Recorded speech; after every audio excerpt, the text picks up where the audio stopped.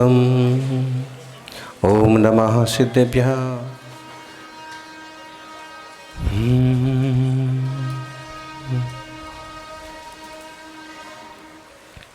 ओंकारं बिंदु संयुक्तं नित्यं ध्यायन्ति योगिनः कामदं मोक्षदं चैव ओंकाराय नमो नमः।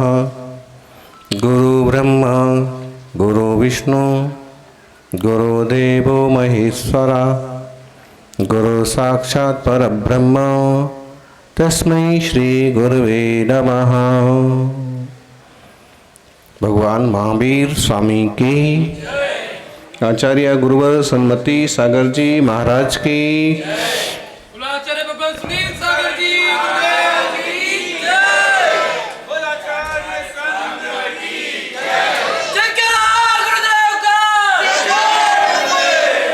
जब हम आए जगत में, जगत हंसा हम रोए, ऐसी करनी कर चलो हम हासे जग रोए। કહીવીર સાહિબનો આ દોહરો છે। ગજબનો માર્ગદર્શન આ દોહેમાં આપ્યું છે। જ્યારે जन्म થયો, जब हमारा जन्म हुआ तब रोते रोते आए। लोग हंस रहे थे कि इनके यहाँ बच्चे का जन्म हुआ है, हमारे यहाँ बारिश आया है। लेकिन अब ऐसे काम करो, ऐसी प्रवृत्ति करो कि जब मरना होए, जब हम जाएं जगत से, तो लोग रोएं कि एक बहुत अच्छा इंसान था, बहुत अच्छा आदमी था। याद करें लोग हमें याद करें, फरियाद ना करें। फिर याद करें, फरियाद ना करें। ऐसे काम करें कि लोग हमें याद करें। इतनी बड़ी मोटी शाला, इतना बड़ा स्कूल, जिन लोगों ने इसकी नींव रखी, आज भी उन्हें याद किया जाता है।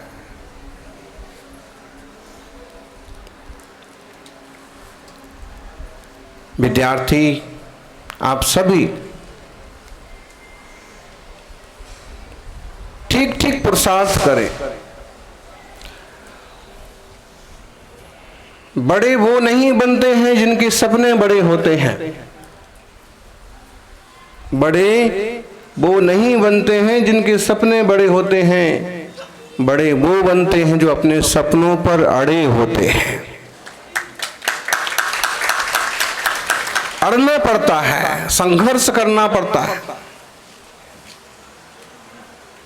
अभी शाला के प्रमुख बहुत अच्छे शब्दों में संतों के प्रति अपनी बात रख रहे थे। निश्चित रूप से उनके अनुभव है। इस तरह की संस्थाओं को बनने के बाद टिकाए रखना बहुत ताकत लगती है, और बिना प्रभु कृपा के, बिना गुरु आशीर्वाद के चीजें संपन्न नहीं हो पाती। आप सौभाग्यशाली हैं कि इस घने वृक्ष की छाया में, इस महान विद्यालय में ज्ञान और संस्कार अर्जित कर रहे हैं।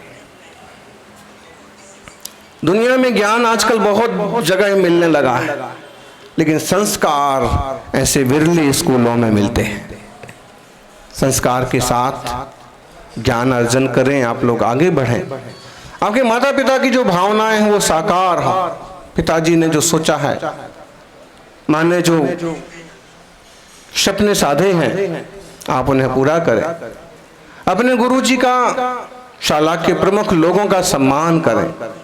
बड़ों से जब मिलते हैं, इज्जत से, विनम्रता से पेश आए। गुटखा तमाकू जैसी चीजें जीवन को बर्बाद कर देती हैं। शराब दारू चीजें जीवन को बहुत नुकसान पहुंचाती हैं, परिवारों को बर्बाद कर देती हैं। एक संकल्प बचपन से होना चाहिए, कभी भी शराब, तंबाकू, बीड़ी, गुटखा जैसी चीजों को हाथ भी नहीं लगाएंगे। अगर ये संकल्प हुआ तो आधी समस्याओं से आप यूं ही बच जाएंगे। आप साधुओं को देख रहे हैं, दुनिया के अद्भुत तपस्वी साधु हैं जिन्हें दुनिया की कोई खबर नहीं और जो केवल परमात्मा के और आत्मा के ध्यान में लीन रहते हैं। किसी तरह का नशा और व्यसन तो छोड़ो, 24 घंटे में केवल एक बार ही मुंह में पानी डालना है। पानी कितने बार पीना है? एक बार। पावागढ़ की यात्रा की, पूरे मंदिरों के दर्शन करते हुए ऊपर तक पहुंचे, ऊपर से नीचे तक आए, 24 घंटे तपस्या करने के बाद भी पानी कितने बार पीना है?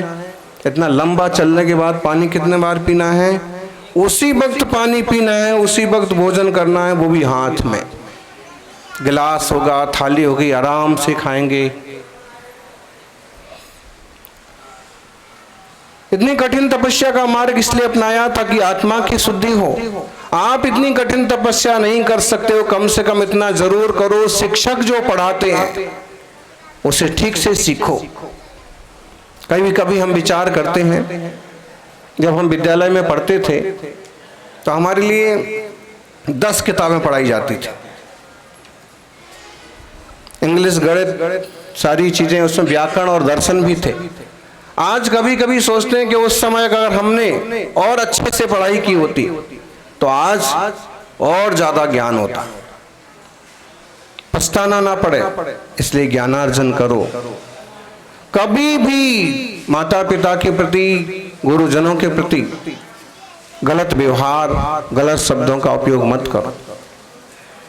दुनिया में माता पिता और गुरु ऐसे लोग होते हैं जो आपकी तरक्की चाहते हैं, आपकी उन्नति चाहते हैं। आपसे पूछते हैं, एक बगीचा है और बगीचे में ढेर सारे फूल हैं, फल हैं, वृक्ष हैं, और उसका कोई माली ना हो, बगीचे का क्या होगा?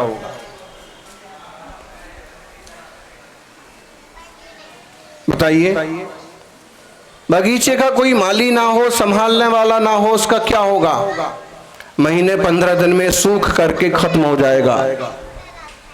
माली जैसे कि कहीं काटना है तो काटता है, पानी देना है तो पानी देता है, छीलना है तो छीलता है और बगीचे की सुरक्षा करता है। ऐसे ही माता पिता और गुरु होते हैं, हमारे जीवन रूपी बगीचे को पुष्पित और पल्लवित करते हैं, सुगंधित रखते हैं।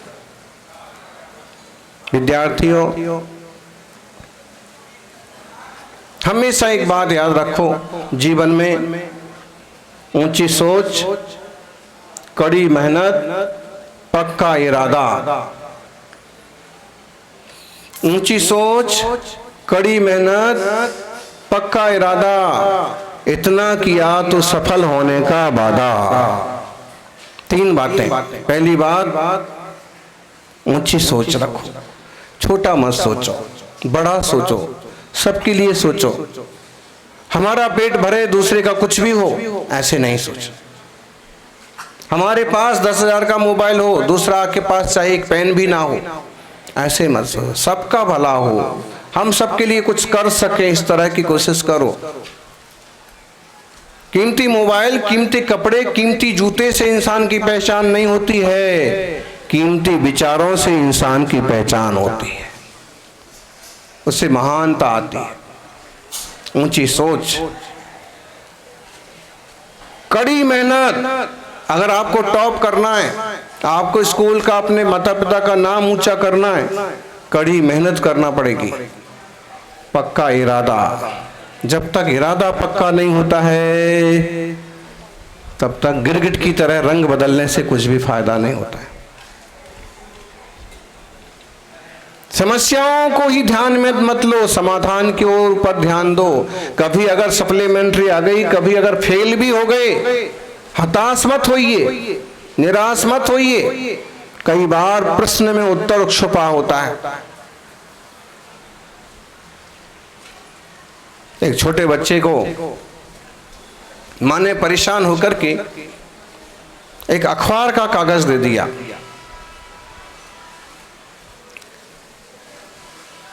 उसके 10 टुकड़े कर दिए। उसने कहा, बेटा पहले इसको जोड़, इसको इकट्ठा कर, इसको क्रम से जमा, उसके बाद मेरे पास आना। बच्चे को बिजी कर दिया। बच्चे ने क्या किया, उसको पढ़ना तो आता नहीं था, पहली क्लास का बच्चा। बार बार कभी माँ के आटे में हाथ डालता, कभी पानी में हाथ डालता, तो माँ ने उसको एक काम बता दिया, इसको जोड़, इसको सेट कर। लेकिन बच्चे ने क्या किया, पढ़ना तो आता नहीं था कि किस ढंग से इसको वापस जोड़ दें। उसने देखा, आगे पीछे देखा, पीछे उसको दिखा,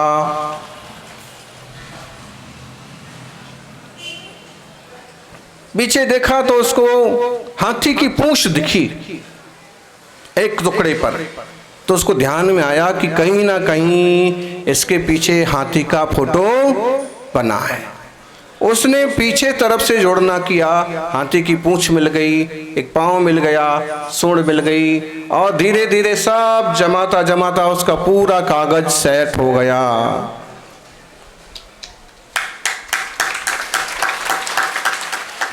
माँ सोच रही थी कि इसको घंटा भर लगेगा, इसको पढ़ना तो आता नहीं है, कैसे जोड़ेगा, लेकिन उसने 5 मिनट में तैयार कर दिया। माँ ने पूछा कि बेटा तेरे से इतनी जल्दी कैसे बन गया? उसने कहा, माँ मैंने जिस तरफ लिखा था उस तरफ से नहीं जोड़ा, मैंने जिस तरफ हाथी बना था उस तरफ से जोड़ा। इसका मतलब समस्या के पीछे समाधान छुपा है। जरूरी नहीं है कि वो समस्या इतनी बड़ी हो जितनी आप सोच लेते। समस्या तो हमारे साथ भी है, हमें एक एक पांव, एक एक कदम पैदल चलना है। हमको चलते चलते आज 30 साल हो गए। कितने साल? 20 साल की वय में इस मार्ग पर आए, स्कूल की पढ़ाई पूरी हुई और ये तपस्या का रास्ता अपनाया।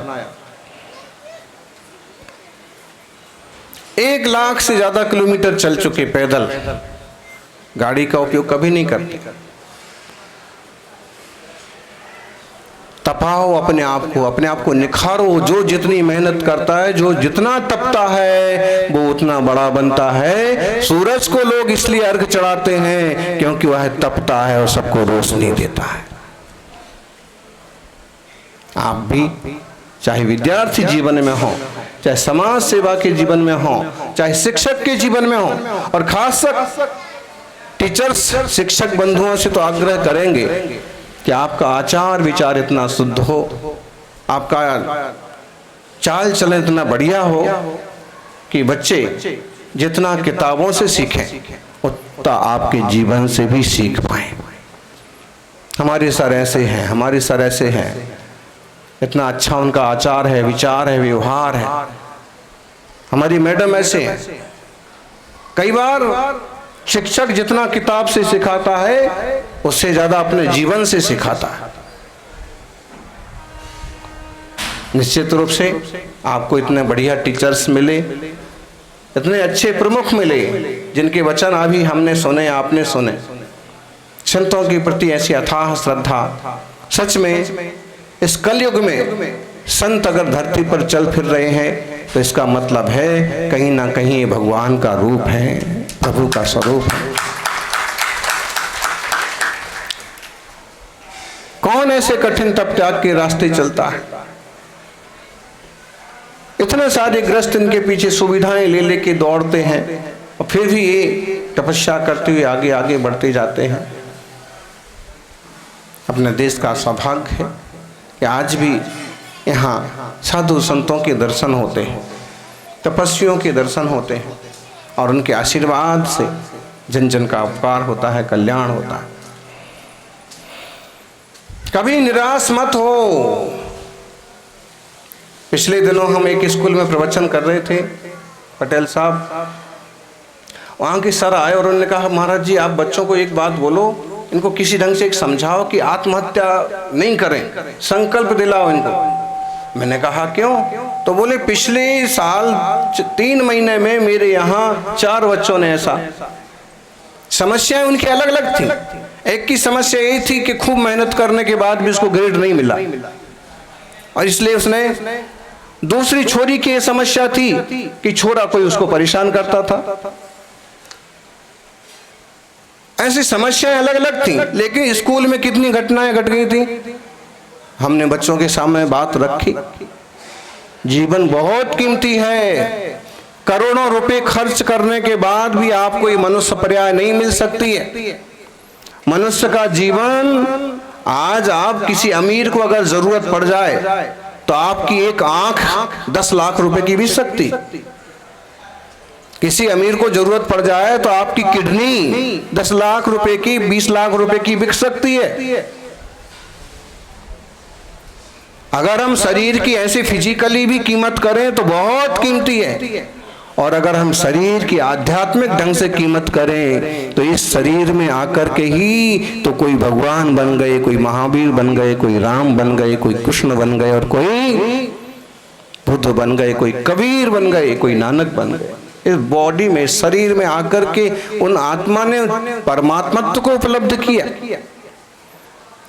कभी भी आत्महत्या का सोचिए भी मत, पूरी कोशिश करो, और कभी किसी तरह की तकलीफ खड़ी होती है तो माता पिता से बात करो, गुरु जी को बताओ, मित्रों से बात करो, और रास्ता निकालो, जीवन के रास्ते खोजो, तरक्की के रास्ते खोजो। विद्यार्थियों, रात में देर तक नहीं जागना। Early to rise, early to bed, early to rise, make a man healthy, wealthy and wise. जल्दी सो जाओ, 9-10 बजे सो जाइए आप, और 3-4 बजे उठ जाइए।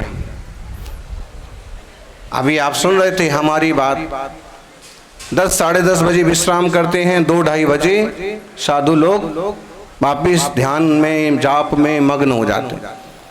विद्यार्थी अवस्था में भी 10 बजे विश्राम, 4 बजे। ऐसा क्यों? हमारे देश में बहुत लोग एक बात जानते हैं, ब्रह्म मुहूर्त।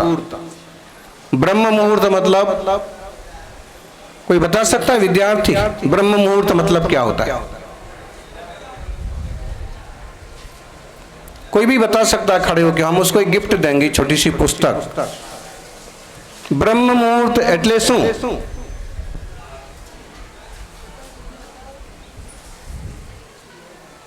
इतना तो समझ में आ रहा होगा। ब्रह्म का मतलब ब्रह्म, ब्रह्मा। मुहूर्त मतलब मुहूर्त, ब्रह्मा का मुहूर्त, देवताओं का मुहूर्त। ऐसा समय जिसमें देवताओं के विशेष आशीर्वाद मिलते हैं। वो कौन सा समय है? भोर का समय। कोई बताएगा? हम अगर उसको टाइम में बैठाएं तो 4 बजे से 6 बजे तक का, 7 बजे तक का टाइम जो है वो ब्रह्म मुहूर्त की श्रेणी में आता है। रात भर जिसने पढ़ाई की हो उस व्यक्ति को, और इन 2 घंटों में जिसने पढ़ाई की हो उस व्यक्ति को आप परीक्षा के लिए रखिए। जिसने ब्रह्म मुहूर्त में अभ्यास किया होगा वो टॉप करेगा। उस समय शरीर की रचना अलग ढंग से काम करते हैं। सेरोटोनिन नाम का एक स्राव होता है जो याददाश्त शक्ति को बढ़ाता है। 10 बजे तक सो जाइए, सुबह जल्दी उठिए। मोबाइल का टाइम लिमिट कीजिए। मोबाइल का व्रत रखना सीखो। 24 घंटे में 1 घंटे मोबाइल नहीं छुएंगे, 24 घंटे में 12 घंटे मोबाइल नहीं छुएंगे। 7 दिन में 1 दिन मोबाइल अच्छी चीज है, मशीन है जिससे हमें बहुत सारी जानकारी मिल सकती है। लेकिन अगर उसी के गेम और उसी के चक्कर में पड़ गए, घंटों बर्बाद होते हैं। और कई बार तो ऐसे गेम के चक्कर में पड़ गए कि लोग आत्महत्या तक कर डालते हैं। बच्चे लोग, कौन कौन से मोमो चैलेंज एक गेम आता था, और ब्लू व्हेल, कितने सारे बच्चे चले गए। सदुपयोग करना। अच्छा, लोग समझते हैं कि मोबाइल है उनके पास। बताइए, आदमी के हाथ में मोबाइल है कि मोबाइल के हाथ में आदमी है? कौन बताएगा? एकदम बिजी, वेरी सिंपल क्वेश्चन। आदमी के हाथ में मोबाइल है कि मोबाइल के हाथ में आदमी है?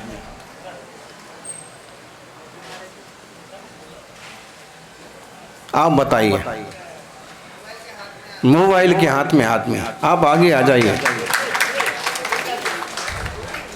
मोबाइल के हाथ में आदमी है, ये हाल है। आपको क्या लग रहा है कि इसके हाथ कितना कीमती मोबाइल है? 5G का मोबाइल है, और ये बहुत अमीर आदमी है, इसके हाथ में मोबाइल है। उसके हाथ में मोबाइल नहीं है, मोबाइल के हाथ में वो है। घंटों उसके उसमें बर्बाद हो जाते। बंदर की तरह काम हो गया, ऐसे पकड़ लेंगे। अगर बड़ा वाला मोबाइल है या थोड़ा लैपटॉप टाइप, तो बस उसी में बंदर की तरह काम हो गया। बंदर देखे आपने हैं? वो आपस में बस जुएं ढूंढते रहते हैं, एक दूसरे से खेलते रहते हैं, पूरा समय उसमें बर्बाद होता है। मोबाइल का सदुपयोग करो, टाइमिंग करो। पहली बात, आत्महत्या कभी नहीं करना, सोचना भी नहीं। कहीं ऐसा कुछ निराशा लगती है तो अपने मित्रों से, मम्मी पापा से, गुरुजी से बात करो, वो रास्ता सुझाएंगे। ध्यान रखिए, कोई कोई व्यक्ति ऐसा भी हो सकता है कि परीक्षाओं में तो फेल हो जाए लेकिन खेल में नंबर 1 निकल जाए, ये भी संभव है। जरूरी नहीं है कि आप केवल 10वीं पास करने के लिए पैदा हुए हो, ये भी संभव है कि आप किसी खेल में अव्वल आने के लिए पैदा हुए हो सकता है आप सब कुछ छोड़ करके खेती में ऐसे प्रयोग कर सकें कि खेती में ही नई नई चीजें, नई नई बातें आप दुनिया के सामने रख पाएंगे। कीमत समझिए जीवन की। एक बात, आत्महत्या कभी नहीं करना, मोबाइल का उपयोग सीमित करना, और नशा, तंबाकू, गुटखा, जर्दा, इन सब चीज से दूर रहना। शराब और मांस, मच्छी, कोई चीज नहीं अच्छी। सादा जीवन, उच्च विचार, शुद्ध खान पान, शुद्ध खानदान।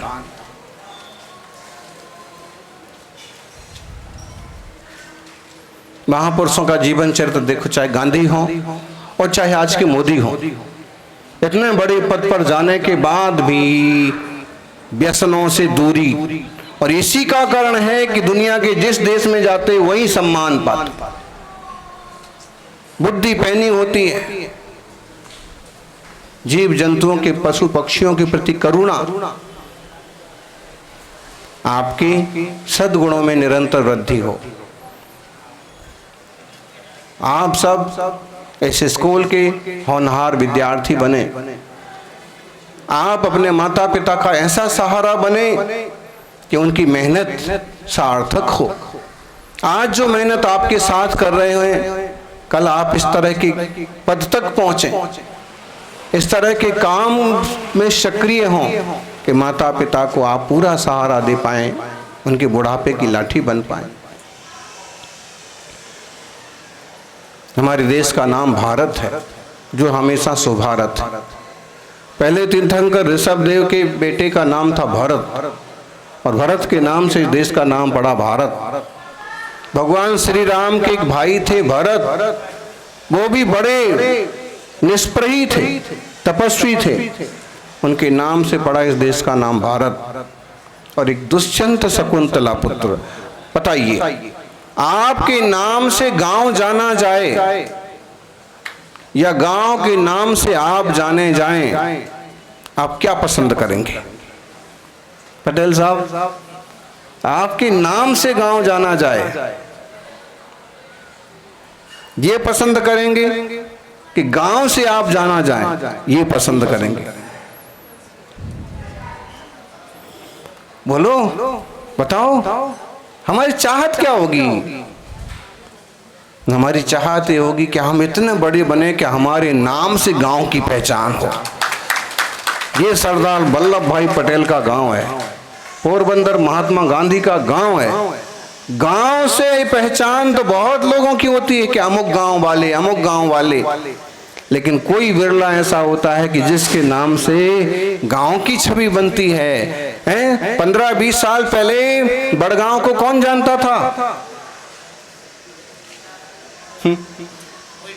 कोई नहीं जानता था, गिनती के लोग जानते होंगे।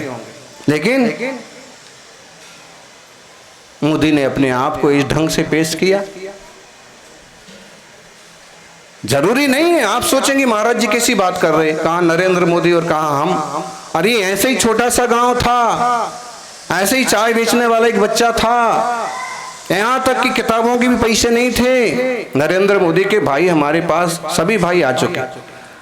एक बार प्रहलाद मोदी आए, उन्होंने कहा महाराज जी एक समय हमारे साथ वो था कि पड़ोस में एक जैन परिवार रहता था, कई बार हम लोग उसके यहाँ जाके भोजन करते थे।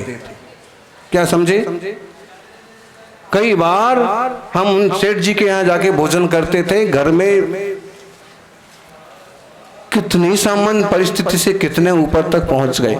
आप लोग भी शिक्षा पर ध्यान दें, संस्कार संभाल के रखें, आप लोगों की भी खूब उन्नति हो, मंगल हो, तरक्की करें, ऐसी मंगल भावना।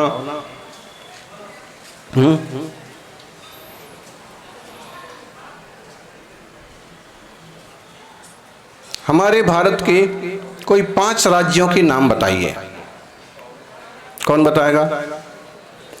अपने देश के कितने राज्य हैं टोटल? किसी को पता है? बहुत बड़ा देश है भारत, यहाँ बहुत सारी भाषाएं हैं। 22 भाषाएं तो रजिस्टर्ड हैं। प्राकृत, संस्कृत जैसी भाषाएं सांस्कृतिक भाषाएं हैं। ब्राह्मी लिपि इस देश की प्राचीन लिपि है। ब्राह्मी की पुस्तक भी हमारे संघ में तैयार हुई। ये वो लिपि है जो हमारे यहाँ सम्राट अशोक ने शिलालेखों में लिखाई थी, सम्राट खारवेल के शिलालेखों में लिखी है। और ये लिपि वो लिपि है जो ऋषभदेव ने अपनी पुत्री ब्राह्मी को लिखा। तो ब्राह्मी लिपि की पुस्तक तैयार की, कैलेंडर तैयार किया। और अभी पिछले अहमदाबाद चातुर्मास में राज्यपाल देवव्रत जी ने इसका बहुत अच्छा महोत्सव हुआ था, उसमें आए थे। और भूपेंद्र पटेल प्राकृत भाषा के सम्मेलन में उनको आना हुआ। इस पर बहुत काम हुआ। ब्राह्मी लिपि देश की प्राचीनतम लिपि है। तो देश भी, अपने देश में बहुत सारे प्रदेश हैं, भाषाएं हैं, लिपियां हैं। आप कोई 5 प्रदेश के नाम बताइए। अरे सौथी पहला गुजरात, बीजो मध्य प्रदेश, बाजू में 6, त्रीजो एक जन जो भी बताएगा उसको एक अच्छी सी पुस्तक देंगे। नहीं, विद्यार्थी आप खड़े हो जाइए। हाँ, देखो एक बात है, हिम्मत रखो। सरदार पटेल सरदार क्यों कहलाए? वो भारत के स्वतंत्रता संग्राम में शामिल होने के बाद सरदार नहीं कहलाए। वो स्कूल में जब पढ़ते थे और सब बच्चों में आगे आकर के काम करते थे, आगे बढ़ते थे, लोगों का संबल बनते थे। तो स्कूल में बच्चे सरदार बोलने लगे थे उनको। राजस्थान, गुजरात, मध्य प्रदेश, राष्ट्र महाराष्ट्र, भारत तो पूरा महाराष्ट्र, और पंजाब, हरियाणा, दिल्ली प्रदेश। ठीक, बहुत अच्छा, ये आप ले लीजिए। तम्बाकू नहीं खाने का, आशीर्वाद। आपके स्कूल के कोई 5 शिक्षक जो आपको बहुत अच्छे लगते हैं, उनके नाम बताना है।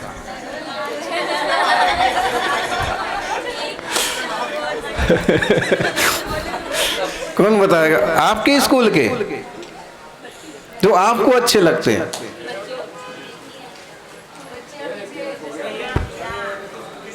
छोरे छोरियां, कोई भी, बच्चे बच्चियां।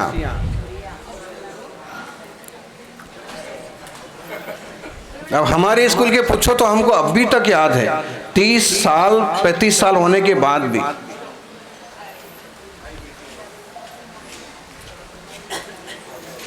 चलो आप बताएंगे।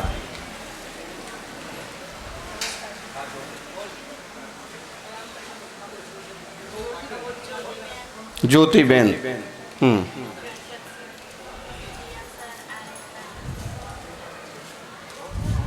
चार ठीक है।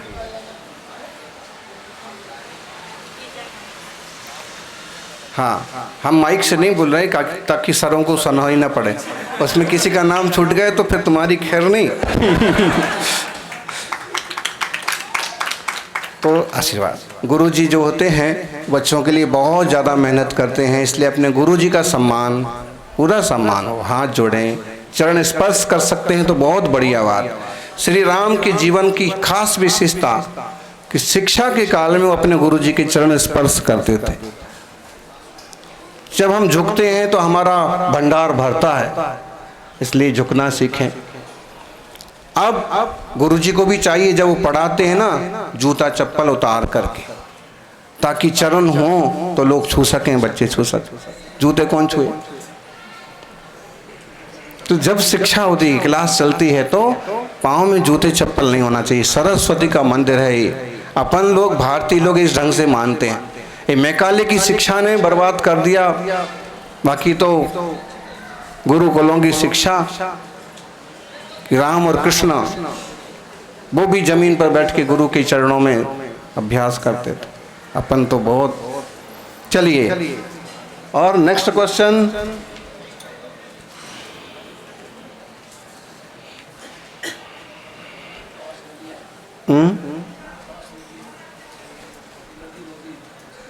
देश की 5 प्रमुख नदियां।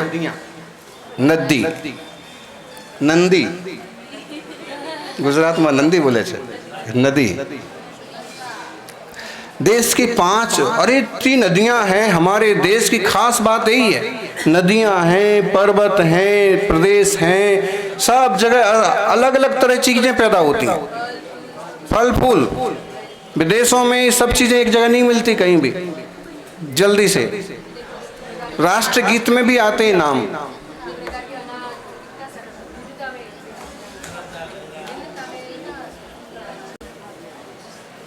विविधता में एकता, भारत की विशेषता।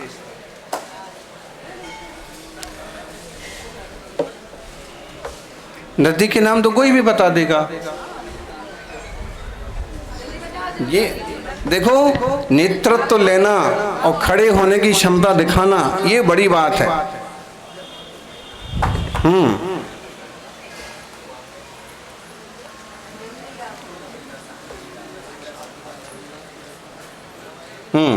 बोलो।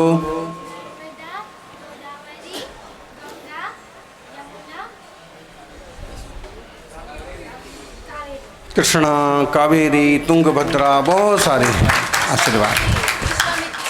विश्वामित्री, हाँ, अभी पावागढ़ से ही आए अपन। विश्वामित्री वहां से निकलती है और बड़ौदा में खूब मगरमच्छ है उसमें। चंबल, चंबल के महाराज भी हैं 1-2। चलो ओम। और कोई?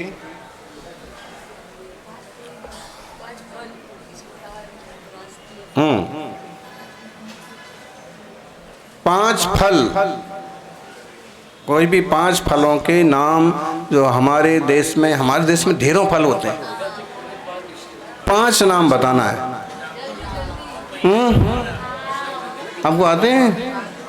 इसके स्कूल में पढ़ते हो? दूसरे स्कूल वाले से नहीं पूछेंगे आज।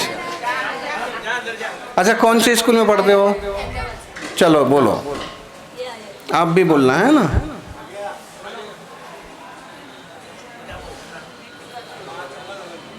चलो पहले आप बोलो। केला, पपैया, द्राक्ष, सफरचंद, आम, सीताफल। बहुत अच्छा। अपने देश में इतने सारे फल हैं, गंदी चीजें खाने की जरूरत ही नहीं है। ये आशीर्वाद। आप आओ, आप बताओ। 5 फल भी बताओ और 2 फूल बताओ। सूरजमुखी, गुलाब, सेब, अनार, केला, अंगूर, सीताफल, ब्लूबेरी। ब्लूबेरी वो तो अपने देश का नहीं है शायद, लेकिन बहुत अच्छा। चलो, अपने यहाँ इतनी सारी बेरी होती हैं।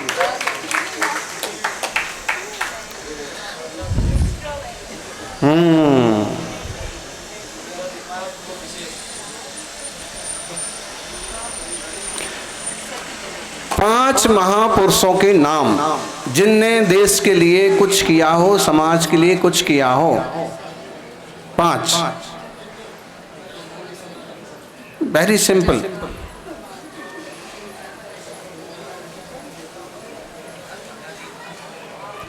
अपन इसको समाप्त करते हैं। कौन बताएंगे?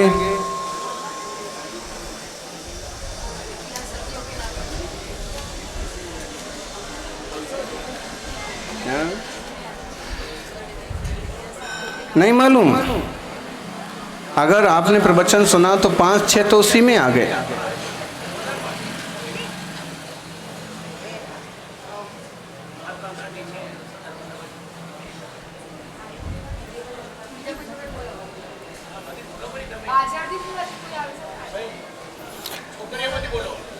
आखिरी बेंच पर भी बुद्धिमान हो सकते हैं।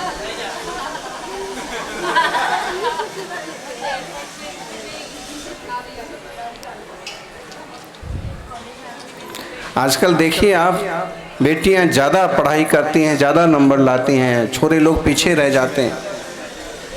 पढ़ाई में, हर चीज़ में बराबर पढ़ो, आगे बढ़ो।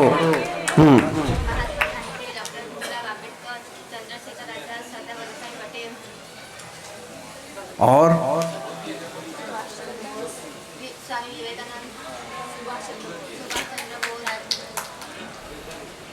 बहुत सारी चीज़ें। बाकी हम अगर बहुत बड़े पैमाने की बात करें, भगवान की बात करें, तो श्री राम, श्री कृष्ण, महावीर स्वामी, बुद्ध, आशीर्वाद।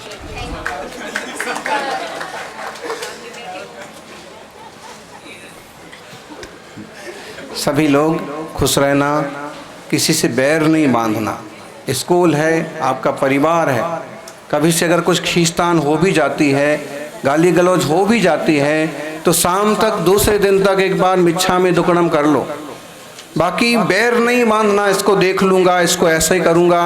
मालूम है अहमदाबाद में क्या घटना बनी थी पिछले साल? आपस में इतना भयंकर कि एक जान चली गई एक छोरी की। तो बैर नहीं बांधना, क्रोध नहीं करना। अपना परिवार है, वसुधैव कुटुंबकम, सारी धरती अपना परिवार है। किसी को कष्ट हो ऐसा काम नहीं करेंगे। सबको बहुत सारा आशीर्वाद, सब सौनो मंगल थाओ, सौनो कल्याण थाओ, पता नहीं खूब तरक्की थाओ। ये भी मंगल भावना साथे हूँ फिर मूछूँ। जय बोलिए अहिंसामयी सनातन विश्व धर्म की।